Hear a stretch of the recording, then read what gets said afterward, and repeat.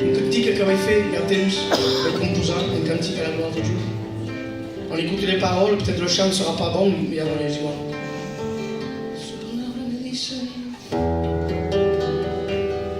Su palabra me dice, todo tiene que pasar. Si tú no estás convertido, sobre la tierra quedarás. Al son de la trompeta, los muertos resucitarán.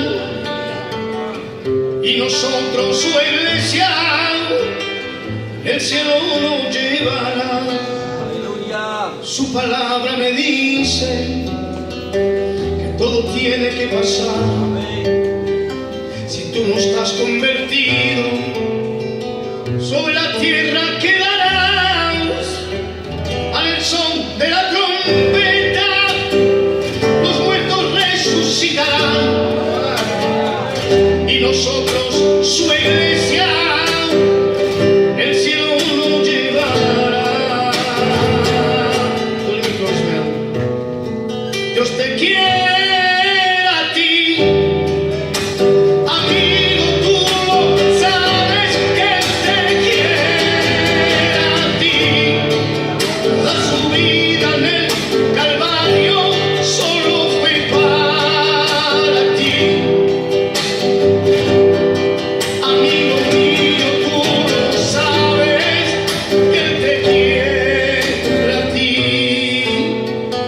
Y ahora estás escuchando, tú no puedes decir que nunca no has entendido lo que Dios tiene para ti. Ese día será un día de gozo y de felicidad, sabiendo que en este mundo no lo podemos comparar. Y si con el show que está ahí en Selma, y alabaré,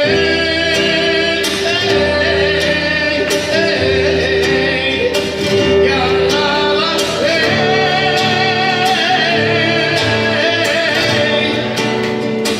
Nos ha dado la vida, la vida, nos ha dado el Señor.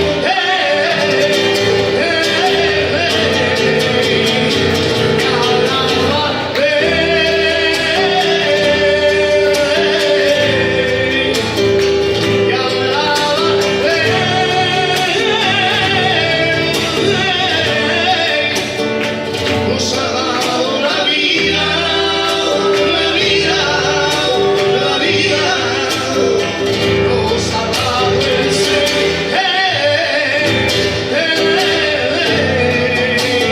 Quiero adorar a aquel que vive, yo quiero adorar a aquel que reina, aquel que nos dio la vida, me dio alegría y la vida eterna. Que Dieu soit béni, adorez Dieu. C'est pas ridicule, c'est tellement ce qui nous convient de faire. Les jours ne sont pas toujours les mêmes, et j'ai rien à vous apprendre. Je ne suis pas vieux de la vieille. Eh bien, on a connu la tempête chez nous aussi. Eh bien voilà, ça a soufflé très fort chez nous aussi. Ça a arraché quelques tuiles, même plusieurs. La maladie est rentrée dans la maison. Mon père a été fracassé à cause de ça. Et puis le Covid est venu. Il est resté 15 jours dans un coma artificiel. Puis 15 jours après, c'était mon beau-frère qui s'occupait de l'intermédiaire avec les docteurs et avec la famille. Si vous saviez comment je demandais à Dieu, Seigneur, nous ouvrons ton espace. Seigneur, sois avec nous. Seigneur, pourvois pour le besoin de ma famille, Seigneur, s'il te plaît. Je pensais qu'à tout moment, des choses auraient arrivé. Et par la suite, je changeais ma prière. Je dis, Seigneur, tu fais ce que tu veux. Amen. Mais c'est dur, hein? Amen. C'est pas ce que tu veux, ce que je voulais. C'est ça. Et quand mon beau-frère m'a téléphoné, d'où Paul, je te donne des nouvelles. Ah, bien sûr, j'attendais ça. 6h30, 7h, j'étais à point comme un gars. C'est pas la vie. Ton père s'est réveillé. Si vous m'auriez vu ce que j'ai fait, vous auriez peut-être ri de moi. J'ai sauté, je rigolais, je chantais, je me suis mis à genoux devant ma famille. Je remercie le Seigneur. Merci Seigneur ce que tu as fait. Merci parce que tu l'as béni. Vous savez, il a changé, c'est plus le même. Hein? Mais il a toujours la foi en Jésus-Christ. Et il pense beaucoup à vous. Je ne peux pas jamais parler de vous que lui, il évoque ses souvenirs. Je remercie Dieu. Si malgré le vent, il a soufflé, Dieu nous a donné la main. Et je sais que dans vos familles, certainement, je ne suis pas devin, mais c'est facile à comprendre. Ça a peut-être aussi soufflé chez vous. On a beaucoup pleuré à un moment donné. On est humains, hein? Attention, les chrétiens et humains, mais ensemble. Mais il y a un côté divin qui est venu nous rejoindre. Amen. Il y a quelque chose qui s'est déroulé. Combien de fois l'ennemi a voulu t'écarter des choses de Dieu, te parler, te convaincre, parce qu'il sait parler, c'est un grand chineur, l'ennemi de nos âmes. C'est mieux parler que tous les gitans, excusez-moi de l'expression. Et c'est nous convaincre parce qu'il a des paroles persuasives lui aussi. Il est tellement malin, comme on l'appelle, que même des fois il utilise la Bible pour te convaincre. Il est fort, hein? Il rentre dans l'évangile maintenant. Ça se révèle de versets de la parole du Seigneur. Mais nous avons un fondement. Dites pas amen, les sœurs, les frères. Amen. Un fondement. On m'a dit, sur le rocher, j'ai tremblé. Mais lui, le rocher, n'a point bougé. Il est notre rocher. Il est notre forteresse. Il est la force de chacun de nous. Que Dieu soit béni et glorifié. Je vais appeler, merci de la liberté, les frères. Hein. Je remercie beaucoup. Et à l'occasion, si vous viendrez à Perpignan, un de ces quatre, comme on dit, bien sûr qu'on vous tiendra et on va vous honorer le maximum possible. Parce que vous représentez les choses de Dieu. Vous êtes des ambassadeurs du Christ. Je vais appeler le frère Isaac qui a un témoignage assez important. C'est pas lui l'important, bien sûr, c'est le témoignage que Christ a fait dans sa vie. Je vais lui demander qu'il vienne ici et que Dieu le bénisse. Amen.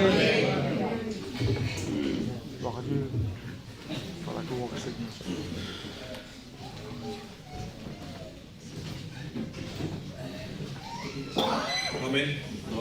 Mon cœur est dans la joie ce soir d'être ici avec vous et surtout vous dire ce que Jésus a fait dans ma vie. Mon cœur tremble. Je ne pensais pas qu'il y avait autant de gens. Comptez de d'autres fois pas trop. Voilà, je voulais simplement vous dire que j'étais un jeune qui n'a pas grandi dans les choses de Dieu.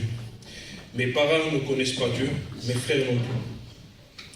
J'ai que mon oncle, avec la grâce de Dieu, le pasteur Laurent. J'ai que lui. À la base, j'étais quelqu'un de très gentil. Je ne sortais pas de chez moi, je restais chez moi enfermé avec le jeu, comme la plupart des gens le font. Un temps est passé, je me suis marié. J'ai eu une enfant. Et au bout d'un certain temps, je manquais d'argent. À quel point que mon enfant, ma fille, n'avait pas à manger. Et comme on dit chez nous, chez les gitans, un homme à la maison, c'est un pilier. Et moi, je me voyais, ma fille n'avait pas à manger. On vivait avec un peu d'argent, c'était quelque chose de rare. Et un jour, j'ai dit à ma compagne, on ne peut pas rester comme ça, on n'a pas d'argent, on n'a rien. Il faut que je fasse quelque chose, je vais me débrouiller. À la place de me tourner vers un travail comme tout le monde, je me suis tourné vers la drogue. Je me suis tourné à vendre de la drogue, pardon Seigneur. Mais j'ai fait une catastrophe dans ma vie. Je disais à ma compagne, je vais mettre dans la drogue, je vais vendre la drogue. Pendant quelques mois, le temps de mettre de l'argent de côté pour vivre un peu. Et après, je te le promets, je laisse tout. Je redeviens le garçon que j'étais avant. Un simple garçon gentil. Et vous savez, l'ennemi, il sait parler, il sait prendre. C'est l'idée que moi je me faisais. Je vais rester quelques mois et ensuite c'est fini. Bien au contraire. Je suis tombé dedans, j'ai plongé dedans. J'aimais vraiment la drogue, pardon pour le mot. J'aimais vraiment la drogue. Il y a plus d'aimer, j'en vendais. Plus pire que ça, il y a pas. J'étais vraiment accro. Et je ne vous cache pas que on travaille comme ça, on fait de l'argent facile. Alors après, je suis tombé accro à l'argent. La drogue et l'argent, je voulais que ça. Vous savez, la drogue et l'argent m'a pris quelque chose de très important, m'a pris l'amour. Il m'a volé l'amour que j'avais pour ma fille. Après, je ne faisais plus cas de ma fille, ni de ma compagne. Je vivais comme ça. Je me levais très tôt le matin et je rentrais très tard le soir. Des fois, avec le respect que je vous dois, tellement que je rentrais tard, ça m'arrivait à rester un jour sans parler à ma femme et à ma fille. Je rentrais tard, il dormait, je me réveillais très tôt, il dormait. Voilà ce qu'était ma vie. Drogue, argent, dispute. À cause de tout ça, mon foyer allait très mal, c'était sûr et certain. On vend de la drogue, on ne vend pas des bonbons, on détruit des foyers, des gens, on brise les gens. Et c'est ce que moi je faisais. J'arrêtais pas, j'étais là. Et à un moment donné, tout ça n'allait plus, ma compagne ne supportait plus la personne que j'étais devenue. À cause de ça, j'ai devenu violent. Je frappais ma compagne devant ma fille. Quand je dis frapper, c'était vraiment frapper. Je l'envoyais à l'hôpital tous les 15 jours. Pour un rien. Une chemise qui était mal repassée, j'ai allé, je la frappais. Elle rentrait à l'hôpital. Ma compagne a vécu cela pendant 1 an.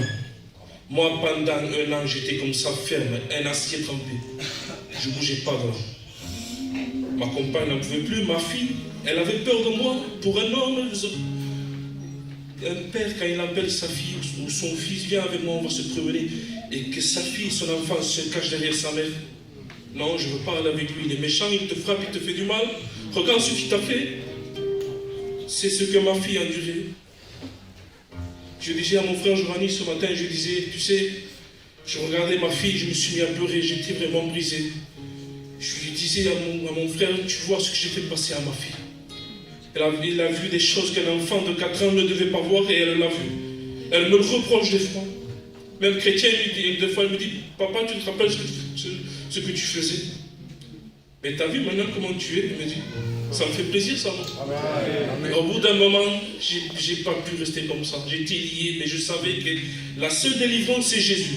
Amen. Peu importe ton péché, peu importe où tu es lié, Jésus est là. Amen. Alors j'ai crié à Dieu.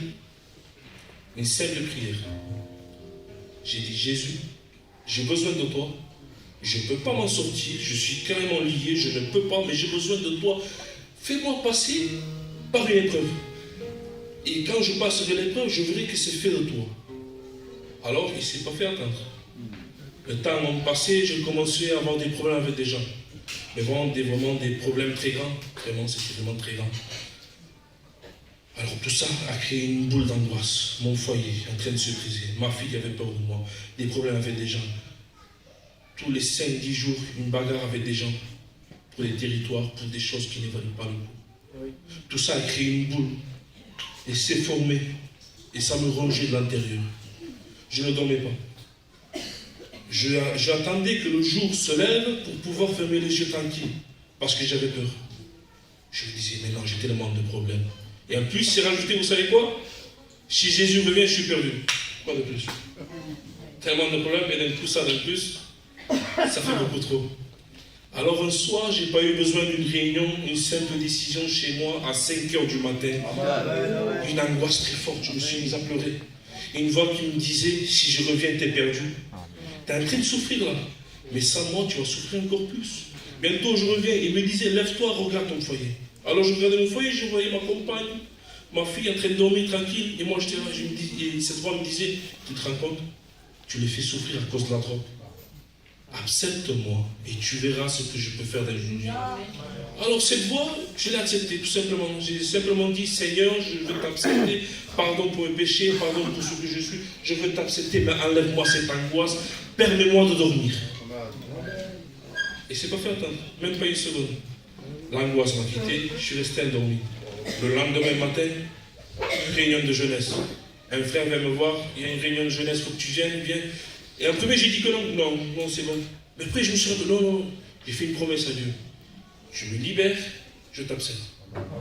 Je suis à la réunion, maintenant ça fait quasiment 1 an et demi que j'appartiens au Seigneur.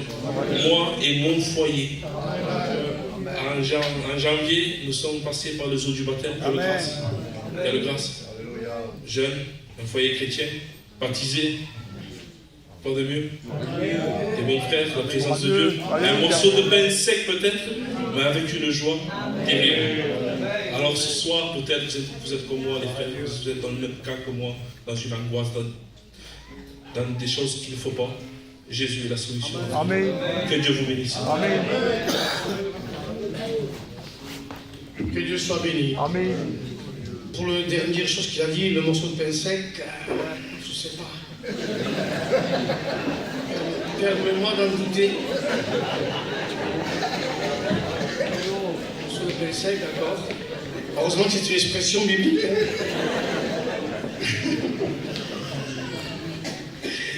Je les suis un petit peu dans les choses de Dieu. Il est baptisé tout récemment, du mois de janvier. Heureusement, il y a bon. C'est un tout petit jeune dans les choses de Dieu. Et il est bon qu'il y a un travail qui se fait dans leur vie. Quelque chose qui se produit. C'est pas toujours facile. Hein. Si on annonce un évangile de facilité, on ne voulait pas, Dieu. L'évangile est facile, hein, c'est pas vrai. L'évangile, il y a des efforts à un moment donné. Il y a des choses qui vont à l'encontre de nous et que des fois, il faut réagir, il faut prendre des décisions avec le Seigneur. Mais heureusement qu'on n'y arrive pas seul, sinon on se regarderait et on s'en croirait un petit peu. Le Seigneur est avec nous. Amen. Je vais chanter un cantique, certainement que vous ne le connaissez pas parce qu'on le chante pratiquement presque pas non plus à Perpignan. Mais je vais quand même essayer de chanter. Dans ma détresse, j'ai invoqué l'Éternel. Voilà ce que fait les chrétiens quand on a une détresse. Amen. Faccio provare, si può, non può. Smergo un po' come.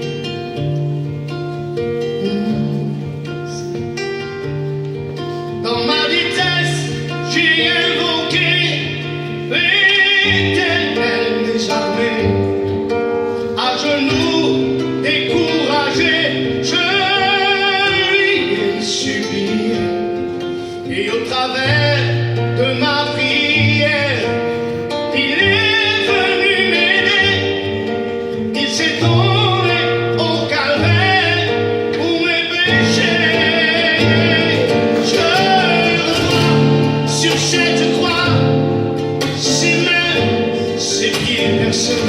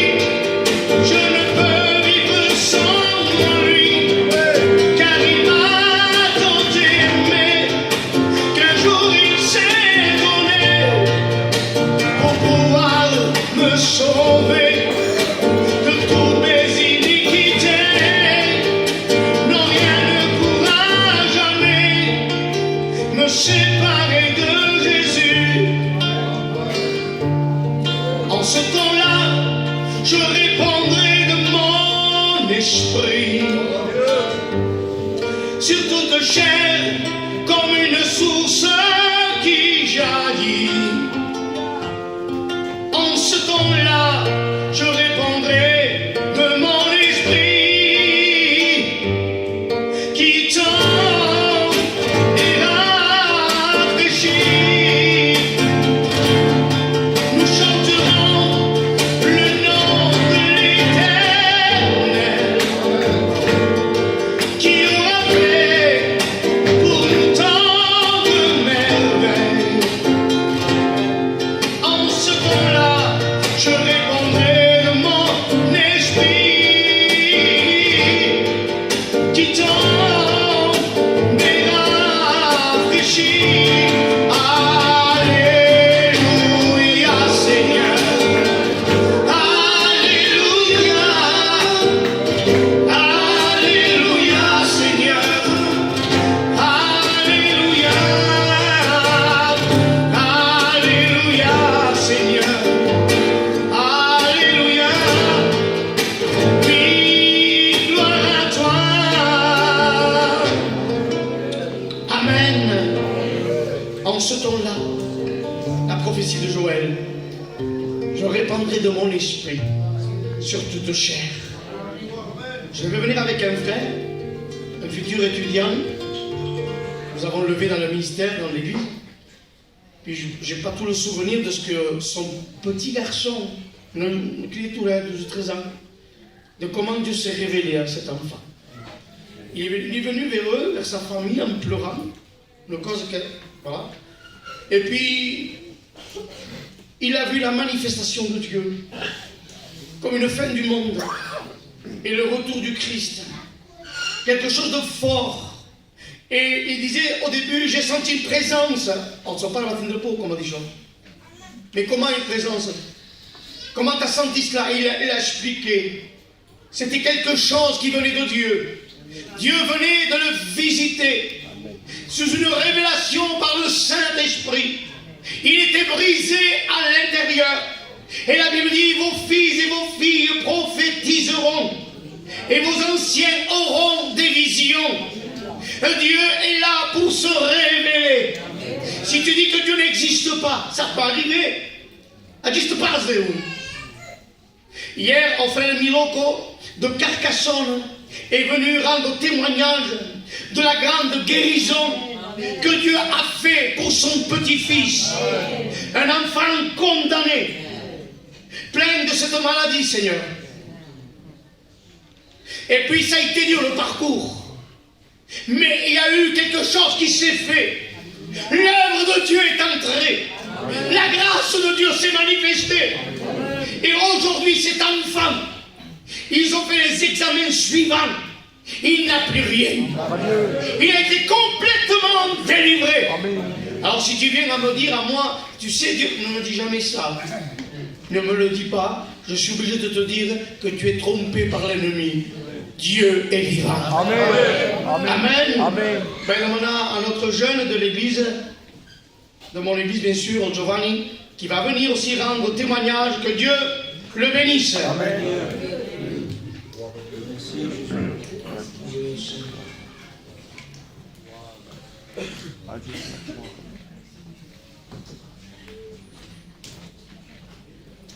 Amen. Amen. Je suis heureux d'être ici parmi vous ce soir. Gloire à Dieu. J'étais là et je priais, je sentais la bonne présence de Dieu. Moi aussi, je veux raconter mon témoignage. Vous savez, moi je ne suis pas comme le frère, je n'ai pas un grand témoignage comme ça. Moi je ne faisais rien de mal. Le seul bien que j'avais, c'était la cigarette. Là-bas, chez nous, c'est peu cela. Il y a presque, je peux dire, des enfants de 12 ou 13 ans qui déjà ils vendent de la drogue. Alors moi, à côté d'eux, j'étais gentil, je ne faisais rien de mal. Mais pourtant, si Jésus venait, j'étais perdu par les queues. Et là, j'allais à l'enfer pendant l'éternité. On n'est pas perdu pour les choses mauvaises que nous faisons, que ce soit grand ou petit, mais nous sommes perdus parce que nous ne savons pas accepter Jésus dans nos cœurs. Vous savez, moi j'ai connu l'évangile. Ma grand-mère, ça a été la première femme à Perpignan qui a été baptisée. Mon grand-père, c'était un ancien aussi de chez nous. Ça a été le premier candidat de Perpignan. Et je connaissais l'évangile, mais je ne connaissais pas Jésus. Et un jour, je ne sais pas pourquoi ni comment, tout m'allait bien. J'avais de l'argent, la santé chez moi, il n'y avait rien. Et d'un coup, une angoisse a touché mon cœur. C'était la première fois de ma vie que je sentais une angoisse. Je ne savais pas ce que c'était. Et cela m'étouffait, m'oppressait. Ce besoin m'a poussé de sortir dehors. Je suis allé dans une classe qu'il y a chez nous. Et là, j'ai vu un groupe de frères. Ils ne faisaient rien de spécial. Ils parlaient entre eux. Ils ne chantaient pas, ils ne prêchaient pas, ils ne priaient pas. Ils parlaient. Et j'ai vu une lumière sur eux, Seigneur, que cela m'a poussé. La Bible dit que nous sommes des lumières. Et c'est une réalité. Ce jour-là, j'ai fait l'expérience. Cette lumière m'a attiré. Et je me suis approché d'eux. J'ai dit, frère, quand il y a une réunion, appelez-moi, je viendrai avec vous. Le lendemain, le frère est venu. Nous sommes allés sur un chapiteau, il y avait peut-être 400 ou 500 personnes. Et là, un appel s'est fait. Et le pasteur disait, celui qui veut accepter Jésus, qui lève sa main. Il y a eu comme un petit combat dans mon cœur, mais j'ai levé ma main. Et les frères qui étaient à côté de moi me disaient, Amen, une âme de plus pour Christ, pour la radio. Et je suis venu aux réunions. Je suis venu, mais je ne connaissais pas Jésus. Ma main se levait, mais mon cœur n'a pas suivi. Et je suis venu aux réunions pas dans un an. Je connaissais tout. Je connaissais les chants. Je connaissais celui qui témoignait, celui qui passait la Sainte Seine, le pasteur. Je connaissais tout, à part de Jésus. Mon cœur était triste. J'étais un religieux. Je suis venu pendant un an comme cela. Et après, le frère Ismaël m'a parlé. Et il m'a dit un mot qui m'a blessé. Il m'a dit, Giovanni, ça fait un moment maintenant que tu viens. Et il m'a dit, et alors? C'est simple. Mais cela m'a blessé, mais en même temps, ça m'a guéri. Je suis allé chez moi. Et là, j'étais tout seul. Il n'y avait pas des pasteurs pour prêcher. Mais là, je me suis mis de genoux et j'ai dit, Seigneur, c'est vrai. Je voudrais réellement te rencontrer, Seigneur. Alléluia. J'en ai marre de venir aux réunions, mais ça y est. Seigneur, si c'est vrai ce que les frères disent, je veux réellement te rencontrer. Alors là, l'Esprit de Dieu est descendu sur moi. L'angoisse est partie. La cigarette que je fumais, le lien, il a disparu. C'est pas la peine de nous. Ça a levé, Dieu m'a enlevé de la cigarette. Et là, j'ai été une nouvelle personne. Je suis venu aux réunions, et là, Seigneur, ça fait 11 ans que je vais à l'église. C'est peu, mais je le suis avec des hauts et des bas. 11 ans de bénédiction, 11 ans de paix. Dieu est bon. Amen. Si ce soir, vous êtes là et des fois vous venez par habitude, parce que quelqu'un vous appelle, cela ne changera rien dans votre vie. Je veux vous dire ce soir, acceptez Jésus. Amen. C'est la meilleure chose que vous pouvez faire. Que Dieu vous bénisse. Amen. Gloire à Dieu. Alléluia. Merci Jésus. Pour la gloire de Jésus.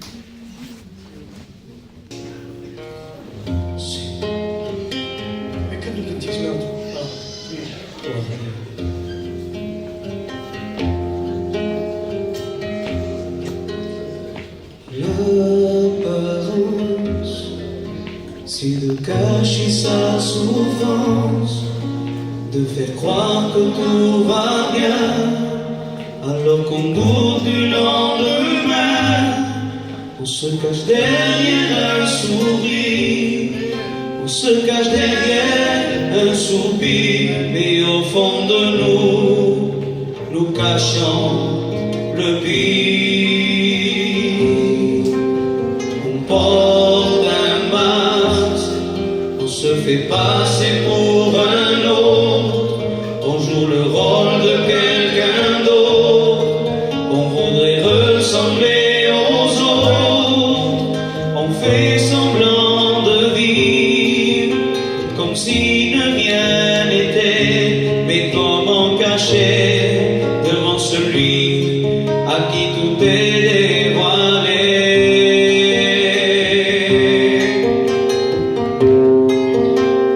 Il t'a vu,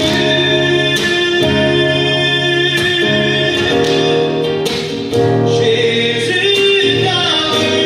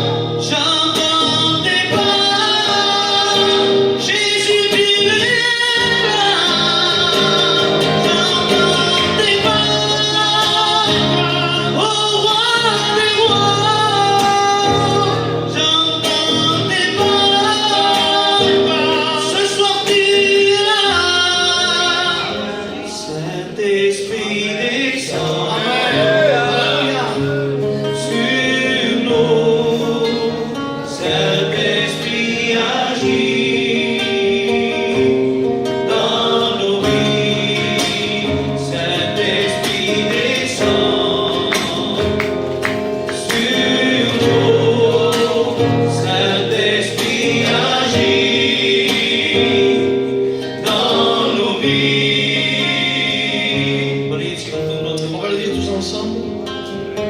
Saint-Esprit descend sur nous. Vous avez le désir de cela? Oui. Je lève ma main. Je dis Saint-Esprit, descends.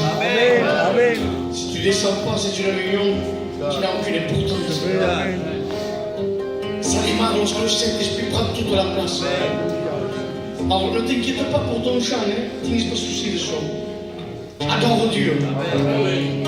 Adore-le. Que Dieu soit béni. Comprends ce refrain, Ismaël, s'il te plaît. Saint-Esprit, À la l'église.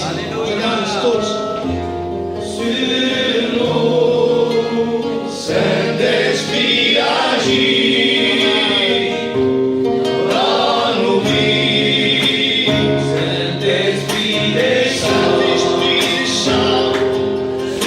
sur nous, Saint-Esprit agit dans nos vies. J'entends tes pas. Alléluia. Ce soir tu es là,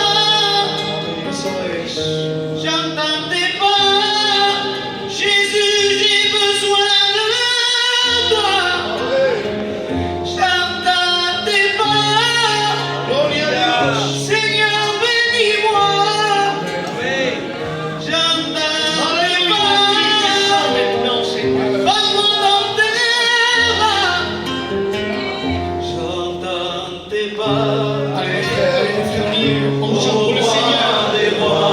Entière, laisse aussi.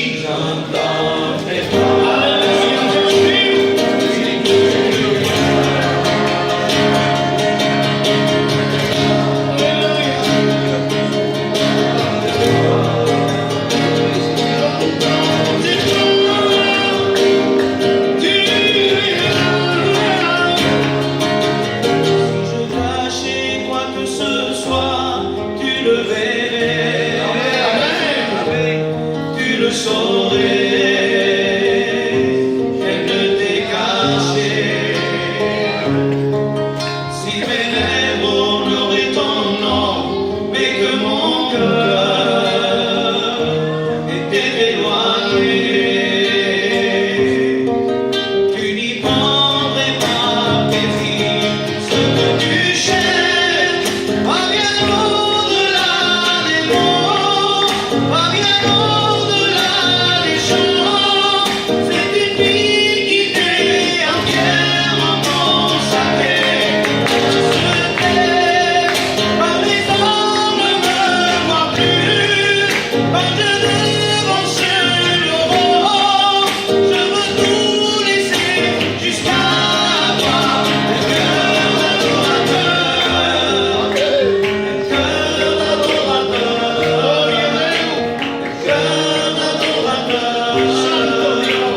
cœur d'adorateur, un cœur qui s'humilie, un cœur qui se prosterne, un cœur qui se repent, un cœur d'adorateur.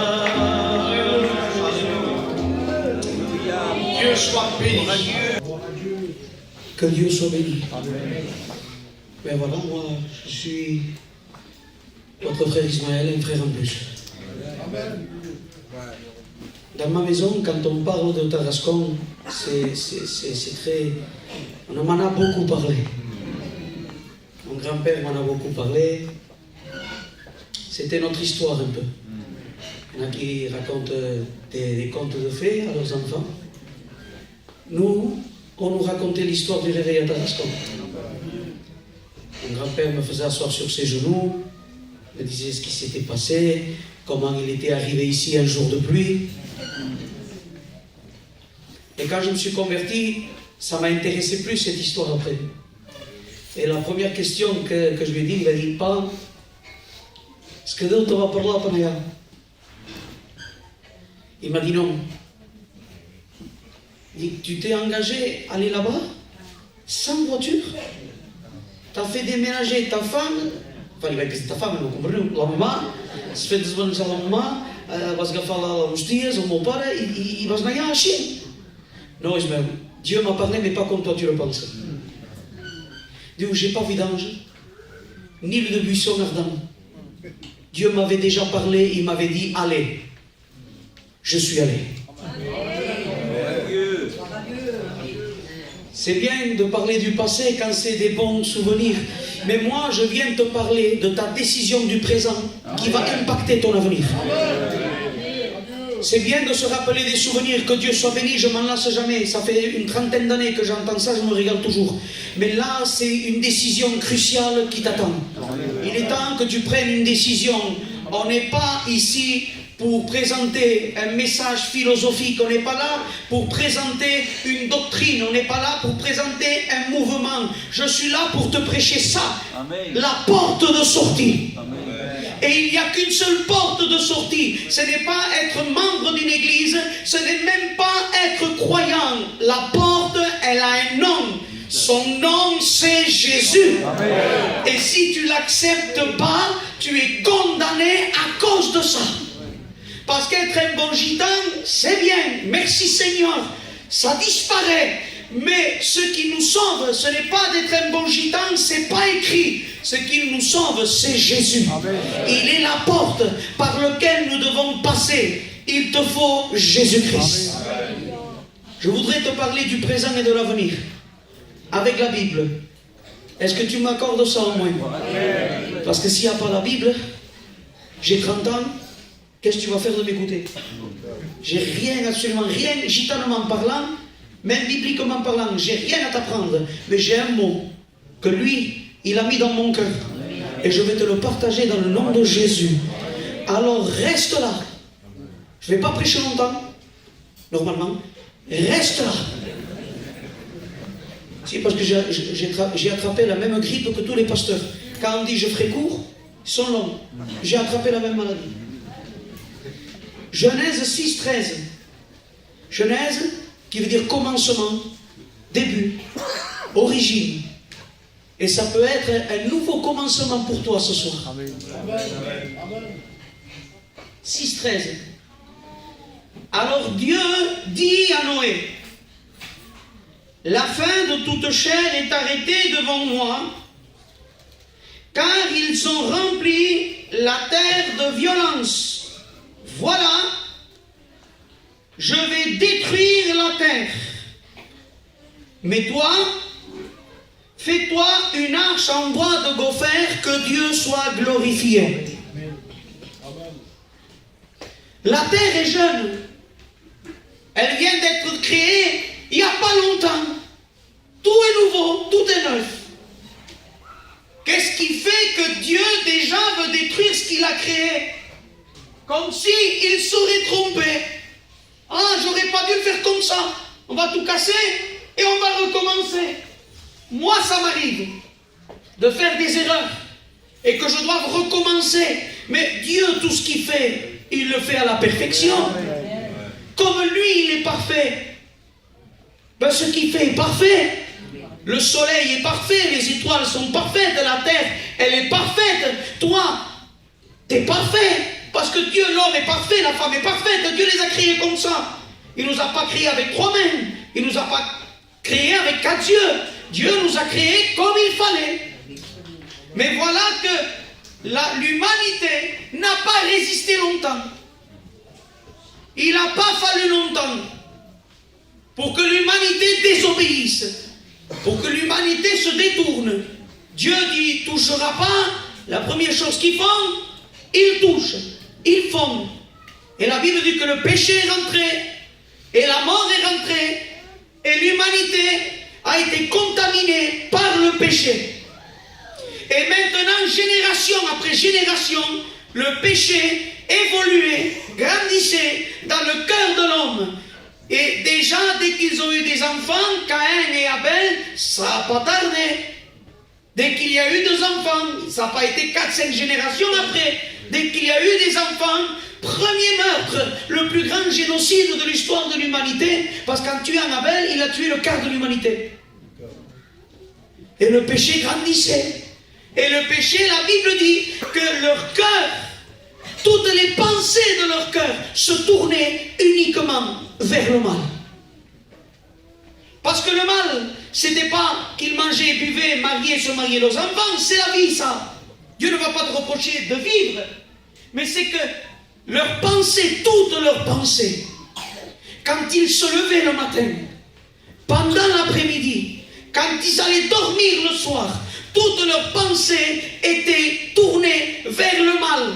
L'humanité tout entière, la création de Dieu a été corrompue par le péché, parce que le péché corrompt. Le péché n'est pas le péché ne peut pas rester dans une vie comme une décoration pour faire joli. Le péché, quand il est dans une maison, il veut prendre toute la place et il la prend.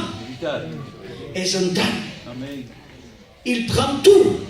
L'amour des enfants, l'amour de la compagne, l'amour de la maison, il enlève la dignité, il enlève l'honneur, il enlève le sens moral, le bien est mal, le mal est bien, le haut est en bas, le bas est en haut, tout est compliqué avec le péché, et l'humanité était corrompue, et Dieu est amour. Amen.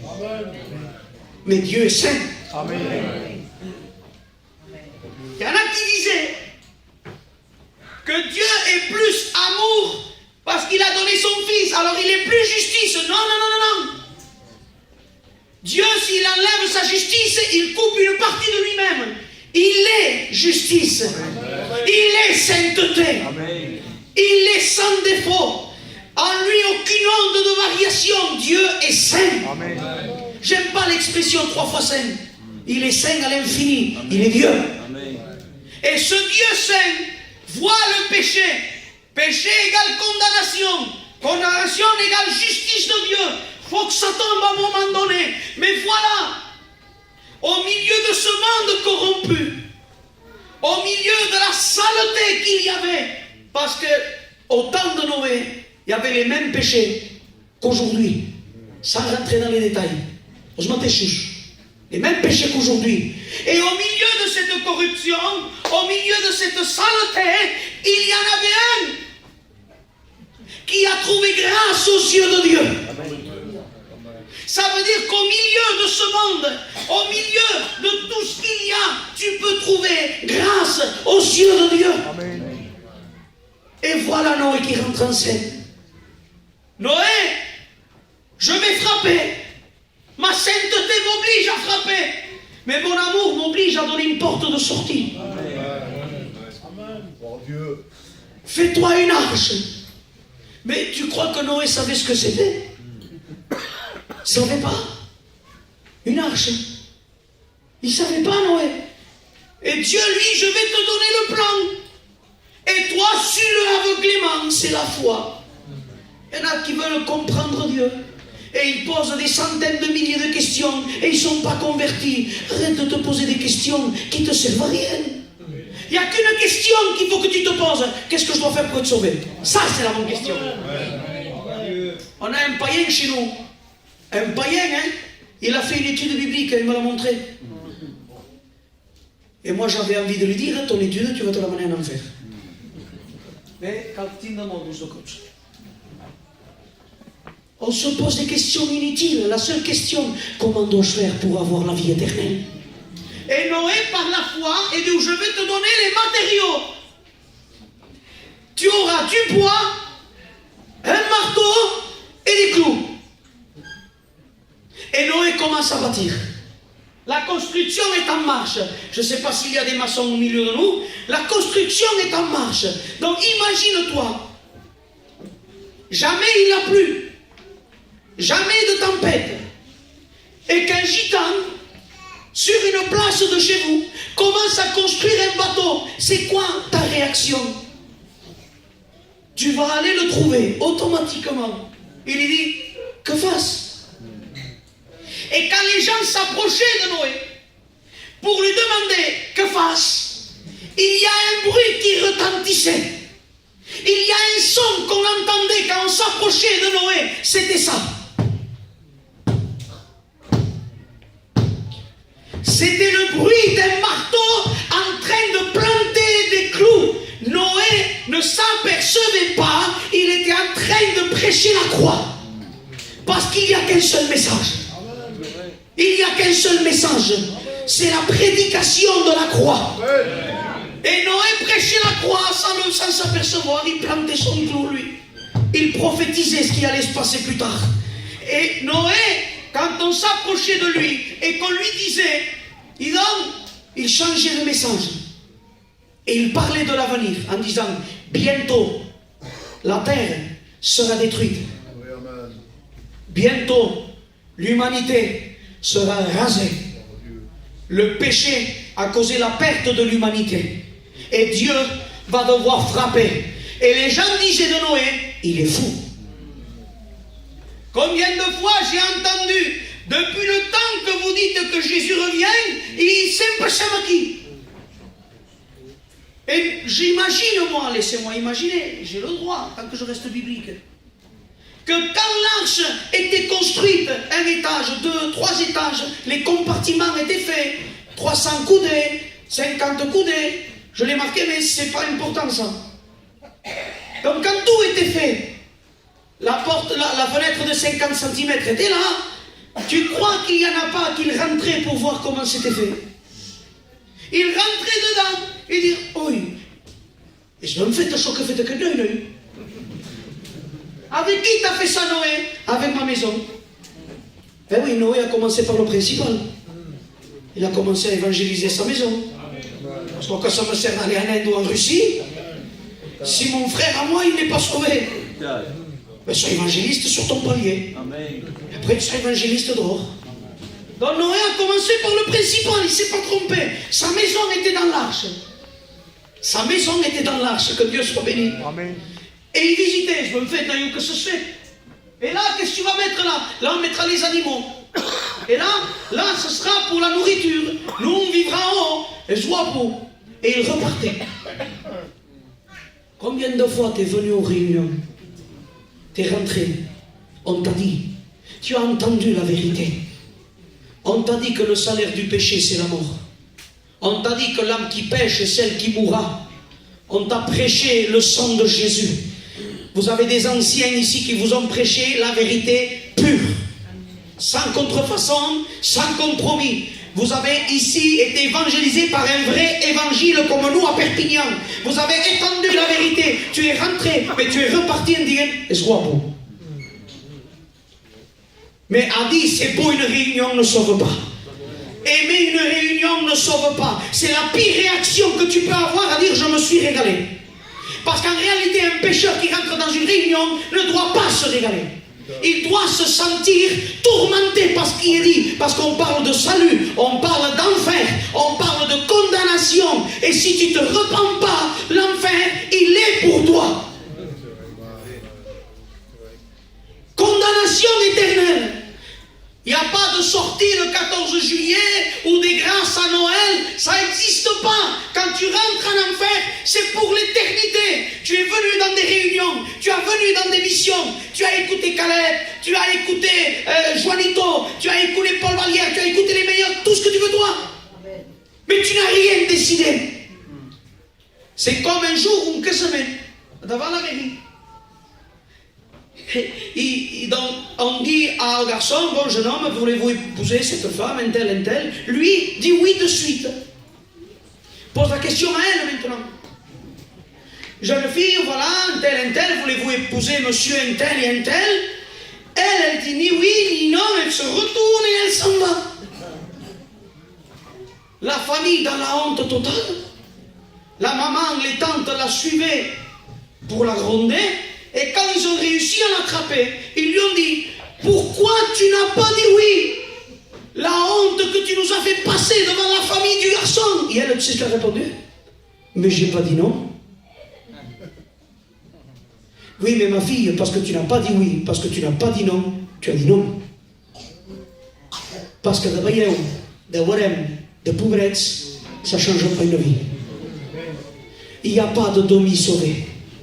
Dieu ne va pas te casser par le milieu, te mettre une partie en enfer et une partie au ciel. Dieu n'est pas partageur. Il ne regarde pas ce partageur. Lui, il te veut que pour lui. Amen. Et Dieu, s'il te sauve totalement. Amen. Mais si tu es perdu, tu seras perdu totalement. C'est pour ça que c'est important, de maintenant qu'on a le temps, de prendre une vraie décision. L'arche est faite. C'est fini. Les tout est mis en place. Dieu donne les mesures pour la hauteur. Il donne les mesures pour la largeur. Il donne les mesures pour la longueur. Même pour une fenêtre, il donne la mesure. Il y a pour une chose qu'il n'a pas donné de mesure, la porte. Parce que le salut n'a pas de limite. Le salut n'est pas fermé par une mesure. Quiconque se repent véritablement, peu importe ce qu'il a fait, peu importe ce qu'il a dit, peu importe ce qu'il a pensé, si tu te repens, le ciel est pour toi. Parce que le sang de Jésus n'est pas raciste. Le sang de Jésus ne fait de distinction aucune. Peu importe comment tu viens, si tu te repens, il change ta vie. Laisse un temps. Dieu donne une prolongation. 7 jours. T'imagines que des animaux, toute espèce d'animaux, toute espèce, c'est toute espèce, lions, tigres, éléphants, des escargots, des fourmis, des papillons, des vers de terre, des araignées. Eux sont rentrés, mais les hommes sont restés dehors.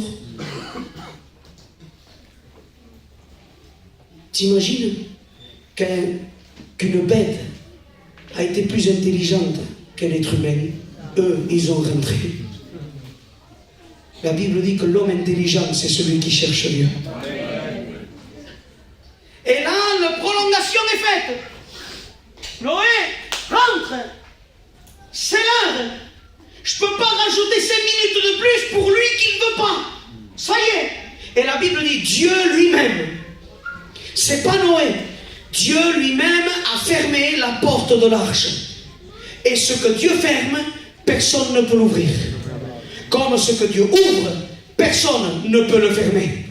Parce que nous, si Dieu veut ouvrir la porte à quelqu'un, nous, on n'est personne pour dire non. On n'a pas le droit de refuser le salut à quiconque. Parce que Dieu a ouvert une porte. Mais un jour, Dieu la fermera. La grâce a une date d'expiration. Il y a un moment donné, la porte va être fermée. Et Dieu lui-même ferma la porte. Donc moi j'image, tu vas me dire j'image beaucoup, mais c'est la seule manière que j'ai de comprendre. Quand celui qui était dans un champ, qui était en train de travailler, et qui a senti la première goutte de pluie lui tomber dessus, à qui tu crois qu'il a pensé? Quand la pluie a commencé à tomber, que les nuages ont commencé à remplir le ciel et que les tonnerres ont éclaté, ils ont dit, l'autre, il avait raison. Il a laissé son champ, tout ce qui lui rapportait. Il a laissé tout ce qui faisait sa vie, tout ce qui lui permettait de vivre. Il le laisse, il court à sa maison, il prend sa femme, ses enfants par la main et il va aller dans l'arche maintenant. Mais quand il arrive, l'arche est fermée. Noé, ouvre! Noé, ouvre-nous! Pas pour nous, mais au moins les enfants, Noé! T'imagines Noé à l'intérieur, le cœur brisé, en disant, je voudrais ouvrir, mais c'est pas moi qui ai fermé. C'est Dieu qui a fermé la porte. Il y aura un moment donné où un signal donné à la voix de l'archange au son de la trompette de Dieu. Alléluia. Ceux qui nous ont devancés se relèveront. Gloire à Dieu. Alléluia. Amen. Et nous les vivants, nous serons transformés, nous partirons ensemble. Tu sais ce qu'ils disent à Perpignan? M'engager de mon chrétien et je partirai avec lui. Que mourir. Et moi, quand ils me disent ça, déjà, je dis, premier point. Premier point, il faut que tu trouves un chrétien sauvé. Parce que si tu tombes sur un de perdu, parce que tout membre d'église ne sera pas sauvé. Tout chantre ne sera pas forcément sauvé. Tout prédicateur, pasteur, vie, lumière, tout ce que tu veux toi, tous ne seront pas sauvés. Parce qu'une carte, un titre, une charge ne fait pas de nous des sauvés. Je ne peux pas. Il a fermé la porte. Et ce que lui a fermé, Personne ne peut l'ouvrir. Quand nous partirons, ce sera trop tard. Un clin d'œil. En grec, atomos. Tant tellement court qu'on ne peut pas diviser. Qui tu veux attraper? La guitare sera là. Les micros seront là. Les chaises seront là. Mais la véritable église, qui ne se sera point corrompue, qui se sera maintenue dans la sanctification, qui aura vécu dans la prière, dans le renoncement, dans la recherche de Dieu, cette vraie église partira. Amen. Avec un vêtement blanc éclatant. Mais les autres resteront ici avec leurs fonctions, leurs charges et tout ce que tu veux. Et l'eau a commencé à couler. Les vannes se sont ouvertes. Les écluses, les abîmes se sont déchaînés. Et l'arche de Noé a été emportée par l'eau et elle a été décollée du sol et elle est partie. Et on connaît l'histoire, 40 jours après, ou 50 jours, ou un an après plutôt, un an après. Noé regarde, il ne pleut plus, ça y est, ils peuvent sortir. L'arche est redescendue sur place, l'humanité a été rasée, ils sont que quelques-uns. Oh, ça a réussi, on dirait. Mais Payon disait, l'humanité a été noyée, mais le péché a su nager. Et aujourd'hui, ça a recommencé. Les gens, leurs pensées de leur cœur sont tournées vers le mal. Aujourd'hui, même chez nous, il y a des péchés qu'on n'aurait jamais vus, ni même osé parler. C'est visible, c'est déclaré sur les réseaux, sur les photos. Madame, il y a des péchés qui font notre honte et ils sont glorifiés.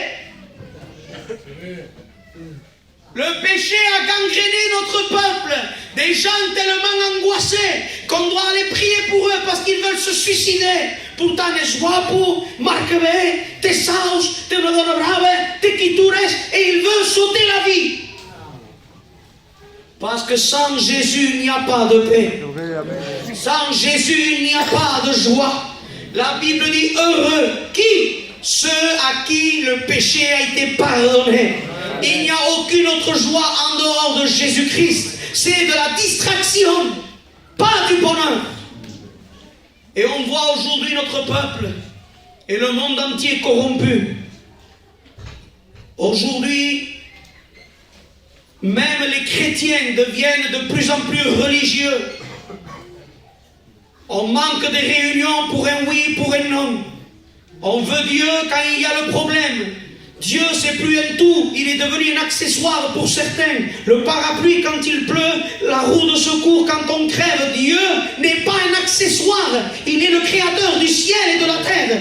Dieu est l'Adonai, il est le sauveur, il est l'alpha et l'oméga. Dieu est tout. Amen.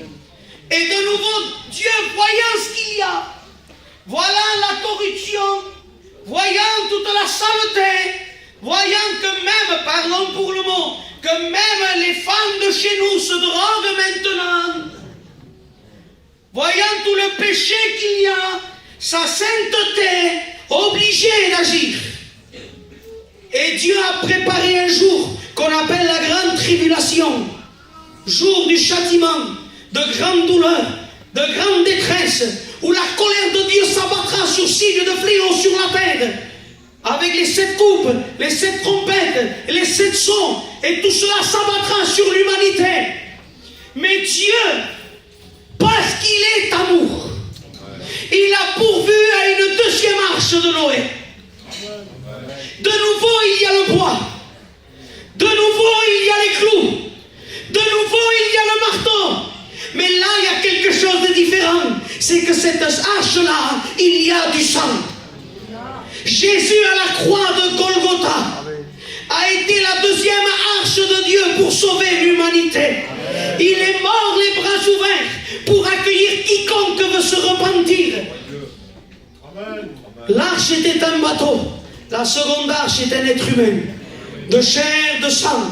Car Jésus était un homme, corps, âme et esprit. Et il a souffert la croix, l'écrasement crachats, les coups de poing, il a souffert les clous, il a souffert qu'on a arraché sa barbe, qu'on a labouré son dos. Le sang de Jésus a coulé pour que ton péché ce soir soit effacé. Amen.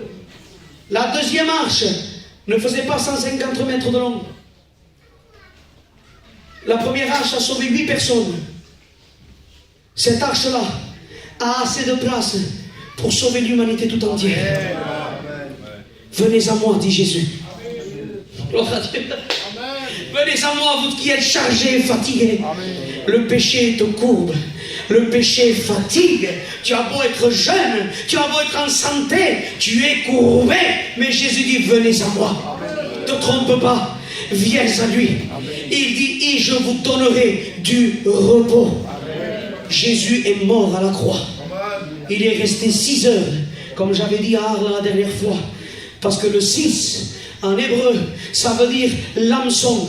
La croix a été l'hameçon de Dieu pour pécher l'humanité, pour la retirer de son péché. Jésus est mort.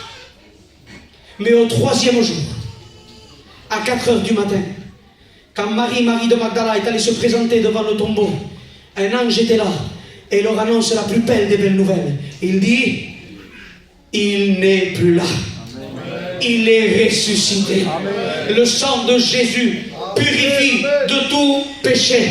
Si tu te repens, si tu laisses le Saint-Esprit te convaincre de péché, de justice et de jugement, il y a quelque chose qui va s'opérer en toi. C'est que tu es rentré coupable, mais tu peux repartir de ce lieu innocent. Tu es rentré pécheur, tu peux repartir justifié. Tu es rentré perdu, tu peux repartir de ce lieu sauvé. Amen. Il te faut Jésus. Amen. Et voilà ce que la Bible dit, je termine. Apocalypse 5:5. On a voyagé. On commence avec Genèse, termine avec Apocalypse. Tout est bon dans la Bible. Ne pleure plus. Voilà. Pour les souffrances. Tu pleures parce que tu dis que ça ne va jamais changer, que tu ne vas jamais t'en sortir. Et lui dit, pleure plus. Tes angoisses, pleure plus. Ta dépression, pleure plus. Tes pensées de suicide, pleure plus. Consolation. Et après il montre une direction. Parce que si je te dis pleure plus, sans te donner une direction, il dit, voici. Pour les souffrances, voici. Le lion de la tribu de Juda, le rejeton de David. Voilà qui je te prêche ce soir, Jésus, le Fils de Dieu, le Dieu incarné, qui s'est fait homme, qui est mort, qui est ressuscité, et que son sang aujourd'hui purifie de tout péché. On s'incline, j'ai terminé.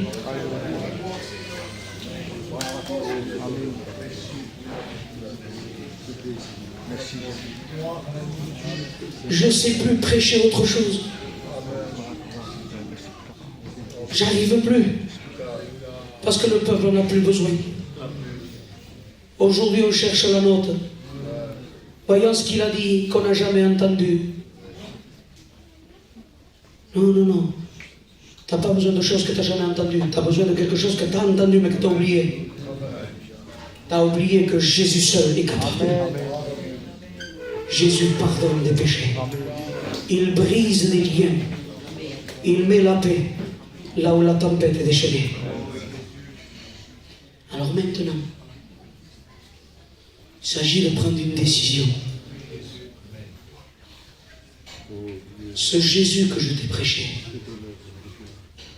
est-ce que tu le veux dans ta vie? Si tu le veux, là où tu es, dans ton cœur, repens-toi. Amen. Dis-lui, Seigneur, je viens devant toi tel que je suis. Aie pitié de moi. Jésus attend ton cri. Même si ton cri n'est pas audible à nos oreilles à nous, mais si ton cœur crie, lui, il entend. Amen. Il n'est pas trop tôt pour se convertir. Je me suis converti à 14 ans, en 2005. J'en ai 32 aujourd'hui. Dieu a fait de moi son serviteur. Mais même si ça n'aurait pas été ça, je suis sauvé par grâce. T'es pas trop tard même pour se convertir. J'en ai fait trop, c'est trop tard. Je suis vieux maintenant, je fais rien. T'as besoin. T'as besoin. Il n'y a pas de limite d'âge en enfer. Et il n'y en a pas dans le ciel non plus. Faut te repentir. Je vais demander à mon frère qui chante une louange. Et après quoi, on va faire un appel pour les malades. Parce que j'ai un Dieu qui guérit.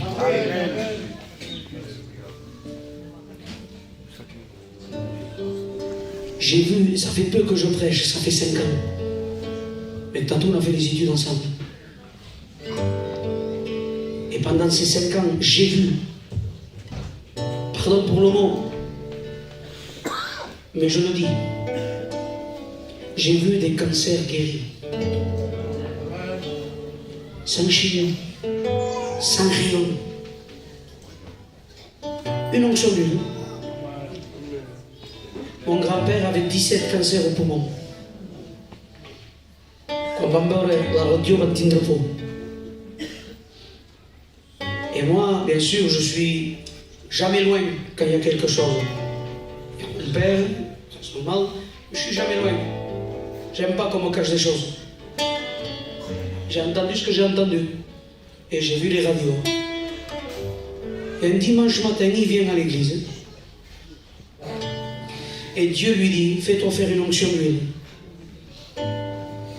Et que ce soit ce pasteur qui prie pour toi. Une onction d'huile, un dimanche matin. Le mardi, les 17 cancers étaient partis. Amen. J'ai vu des paralytiques se lever. J'ai vu Dieu opérer des guérisons en priant par le téléphone. Une fois, un frère me vient, il était paralysé, sa femme était paralysée. Je ne me souviens plus pourquoi. Je terminais de prêcher, ce que celui qui a des oreilles pour entendre, entendre. Et il me dit, Ismaël, il faudrait que tu pries pour ma femme, elle est paralysée. Ichon. Dis qu'elle est où? Elle n'est pas là. Et dans mon cœur, je dis, comment je fais? Et Dieu me dit, c'est mon expérience. Je ne vais pas le faire tous les 10 jours, mais ça a été mon expérience sur le moment. Dieu me dit, l'homme et la femme formeront une seule personne, prie pour lui, moi je vais à la maison, je guéris à elle. Il dit, Seigneur, les anciens, et Dieu me dit, caille, te dis de pregar, prêgue. J'ai dit, Seigneur, selon ta parole. Il dit, frère, viens, Dieu m'a dit ça, on va le faire comme ça, assis-toi. Et je lui ai imposé les mains comme si c'était lui le paralysé.